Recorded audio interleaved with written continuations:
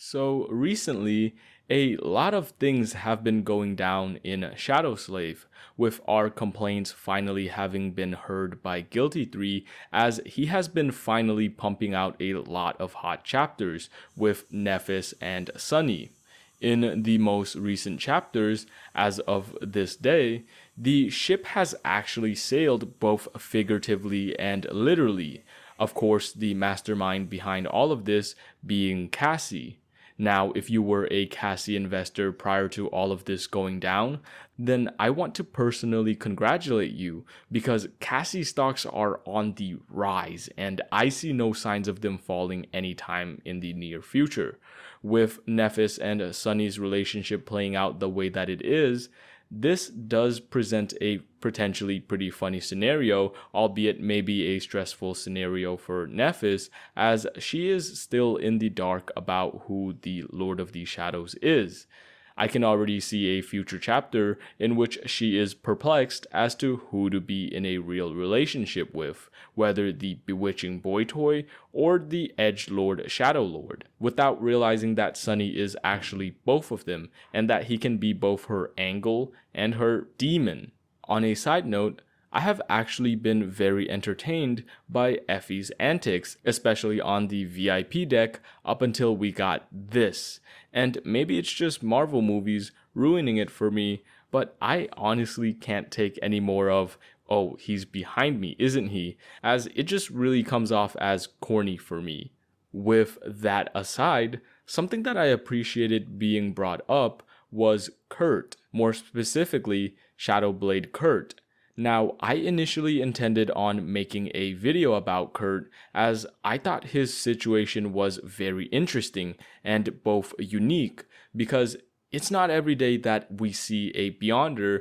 an Awakened, lose control. In fact, if I remember correctly, Kurt is actually the first and last person we saw lose control. It's a part of the story that we never really see examined afterwards, and honestly, I'm not too bummed out about it, as the story doesn't really need to venture into this avenue in order to make you feel dreadful or stressed about the story and the world that the characters live in, as Guilty 3 already does that to a great degree of success without needing to take inspiration from Lord of the Mysteries. Moving on to the next topic of discussion, not exactly in order, but someone that I wanted to also talk about was Ray, as his dormant ability has been making a lot of people lose their cool, since he was literally able to walk around without being sensed by a literal saint. Some people speculated that Sunny should either recruit him